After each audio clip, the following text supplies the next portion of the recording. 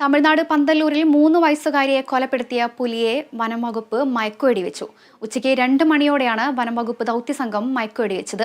അതിനിടെ പന്തല്ലൂർ, ഗൂഡല്ലൂർ താലൂക്കുകളിൽ ജനകീയ ഹർത്താൽ പുരോഗമിക്കുകയാണ്. വിവിധയിടങ്ങളിൽ നാട്ടുകാർ റോഡ് ഉപരോധിച്ചു. വിവരങ്ങളുമായി CB ഷിബു വയനാട്ടിൽ നിന്നും ചേരുന്നുണ്ട്. ഷിബു, ഇപ്പോഴും റോഡ് ഉപരോധിച്ചുകൊണ്ട് തന്നെ നാട്ടുകാർ പ്രതിഷേധം തുടരുക തന്നെയാണോ? എന്താണ് ഇപ്പോൾ നിലവിൽ അവിടുത്തെ സ്ഥിതിഗതികൾ എങ്ങനെയൊക്കെയാണ്?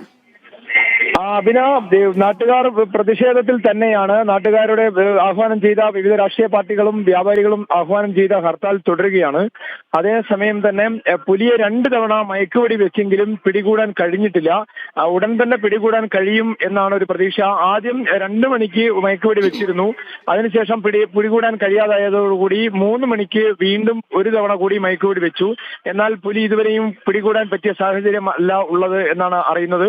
അതുകൊണ്ട് തന്നെ ഇതിനുള്ള തീവ്ര ശ്രമങ്ങൾ നടന്നു വരികയാണ്. 100-അംഗ RRT ടീമിന്റെ നേതൃത്വത്തിലാണ് ഇതിനുള്ള ശ്രമങ്ങൾ നടത്തി വരുന്നത്. 2 കുങ്കിയാനകളുണ്ട്, വെറ്റിനറി ഡോക്ടർമാർ സംഘത്തിലുണ്ട്.